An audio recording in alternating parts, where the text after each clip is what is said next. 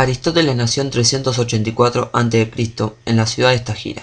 Fue un polímata, filósofo, lógico y científico de la antigua Grecia, cuyas ideas han ejercido una enorme influencia sobre la historia intelectual de Occidente por más de 2 milenios. Aristóteles escribió cerca de 200 tratados, de los cuales solo nos han llegado 31, sobre una enorme variedad de temas, incluyendo lógica, metafísica, filosofía de la ciencia, ética, filosofía política, estética, retórica, física, astronomía y biología.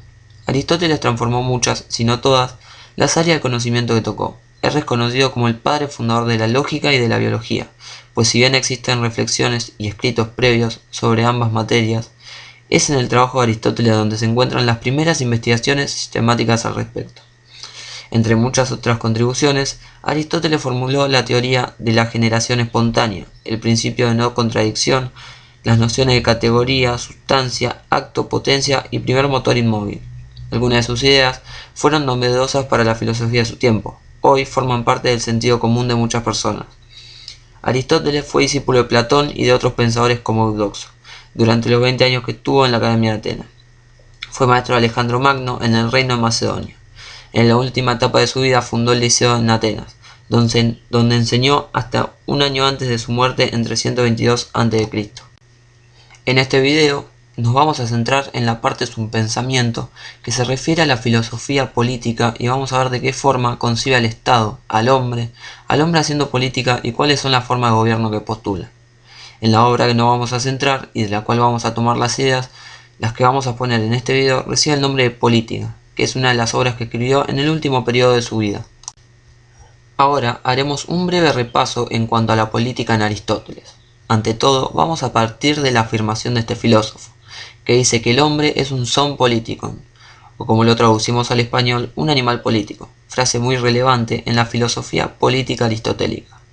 Entonces, el hombre es un animal político que vive en una comunidad, y esto es esencial porque el hombre en Aristóteles se va a caracterizar por su sociabilidad y también se va a caracterizar por su virtud, que lo define como hombre, que es el hábito, el cual se refiere a las costumbres que tiene a lo largo de su vida, entendiendo que el hombre se hace haciendo y para esto, repetimos, se necesita de la comunidad. No se parte de un yo, sino de un nosotros, y desde este nosotros se va a construir la política en Aristóteles.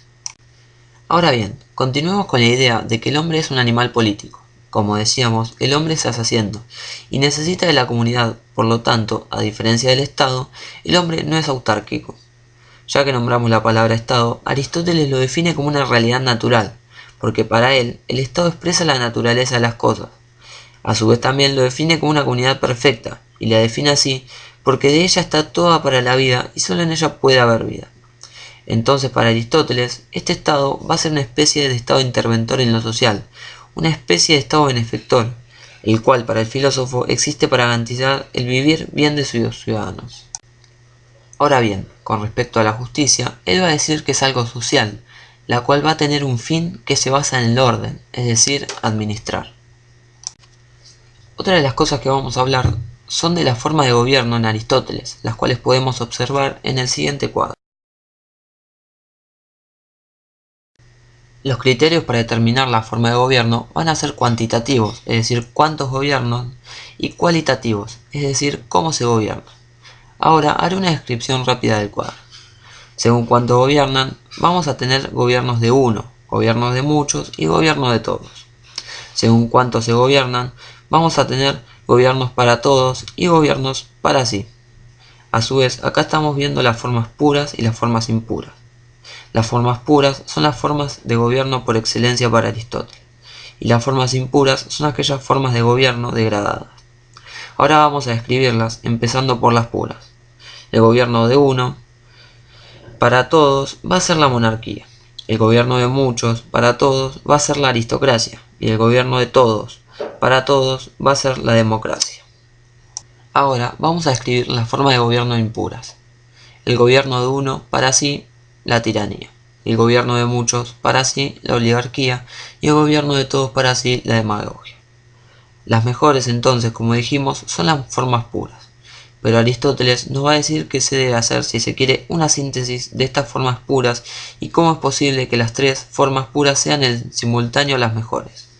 Vamos a centrarnos en la modernidad. Iremos más adelante en el tiempo, porque estas tres formas puras van a estar reflejadas en lo que se considera el Estado republicano, en donde, por ejemplo, tenemos el poder ejecutivo, que estaría representado por la monarquía, tendríamos por otro lado el poder legislativo, que estaría representado por la democracia, y por otro lado el poder judicial, que estará basado en conceptos aristocráticos. También vamos a hacer un análisis sobre la ética en Aristóteles. Él creía que la libertad de elección del individuo hacía imposible un análisis preciso y completo de las cuestiones humanas, con lo que las ciencias prácticas, como la política o la ética, se llamaban ciencias solo por cortesía y analogía. Las limitaciones inherentes a las ciencias prácticas quedan aclaradas en los conceptos aristotélicos de naturaleza humana y autorrealización. La naturaleza humana implica, para todos, una capacidad para formar hábitos, pero los hábitos formados por un individuo en concreto dependen de la cultura y de las opciones personales repetidas de ese individuo. Todos los seres humanos anhelan la felicidad, es decir, una realización activa y comprometida de sus capacidades innatas, aunque este objetivo puede ser alcanzado por muchos caminos. La ética a Nicómaco es un análisis de la relación del carácter y la inteligencia con la felicidad. Aristóteles distinguía dos tipos de virtud o excelencia humana, moral e intelectual. La virtud moral es una expresión del carácter, producto de los hábitos que reflejan opciones repetidas.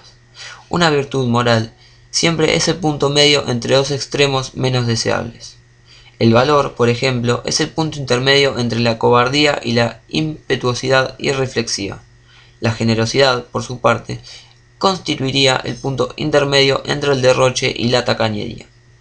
Las virtudes intelectuales, sin embargo, no están sujetas a estas doctrinas de punto intermedio. La ética aristotélica es una ética elitista. Para él, la plena excelencia solo puede ser alcanzada por el varón adulto y maduro perteneciente a la clase alta y no por las mujeres, niños, bárbaros o mecánicos asalariados. Como es obvio, en política es posible encontrar muchas formas de asociación humana. Decidir cuál es la más idónea dependerá de las circunstancias, como por ejemplo los recursos naturales, la industria, las tradiciones culturales y el grado de alfabetización de cada humanidad. Para Aristóteles, la política no era un estudio de los estados ideales en forma abstracta, sino más bien un examen de modo en que los ideales, las leyes, las costumbres y las propiedades se interrelacionan en los casos reales. Así, aunque aprobaba la institución de la esclavitud, moderaba su aceptación aduciendo que los amos no venían a abusar de su autoridad, ya que los intereses de amo y esclavo son los mismos. Ahora escucharemos la opinión de la filósofa argentina, Celeste Agostino, sobre la filosofía política explicada por Aristóteles y su aplicación en las sociedades entonces. Buenos días, Celeste. Buenos días, Franco, ¿cómo andás? Es cierto que fue Aristóteles quien dijo que el hombre era un son politikon, animal propio de la polis, o en todo caso animal social. Pero, ¿por qué lo decía? Este filósofo griego de la antigüedad encontraba la razón de estos dichos en que pensaba que el hombre era un ser racional. Él establecía que lo diferenciaba al hombre del animal era el raciocinio y hablaba del hombre como un animal racional. Bueno, ¿y dónde es el único lugar donde el hombre podía desarrollar su razón? Aristóteles pensaba que el único lugar donde el hombre era capaz de desenvolver y desarrollar esa cualidad que era el raciocinio era dentro de la estructura de lo que conocemos como la polis, era la ciudad griega. Esa estructura, esa comunidad política, social, en la cual el hombre desarrollaba su vida y en donde se ve reflejada todo lo que es la estructura griega en el desarrollo de sus instituciones, la conclusión de su felicidad individual. Aristóteles creía que los griegos eran los únicos individuos en el mundo que poseían esa cualidad que era la razón. Él nos hablaba de que todo lo que estaba fuera de lo que era el mundo griego, los griegos, eran pseudo hombres. Él hablaba de los persas, los egipcios, los consideraba como esclavos de la naturaleza. Pero esto resulta un tanto irónico, ¿no? Porque estamos viendo que dentro de de lo que es la comunidad griega era una sociedad esclavista, y él nos hablaba de el resto de los individuos fuera de los griegos como esclavos. ¿Y qué pensaban del ciudadano griego que se creaba de manera independiente al Estado?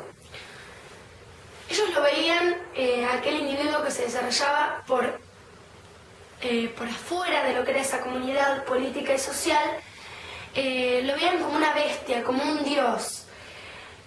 Ellos establecían que nadie podía desarrollarse en forma individual y realizarse fuera de lo que era la comunidad política, sino que cada individuo estaba atado a las decisiones que tomaba su comunidad.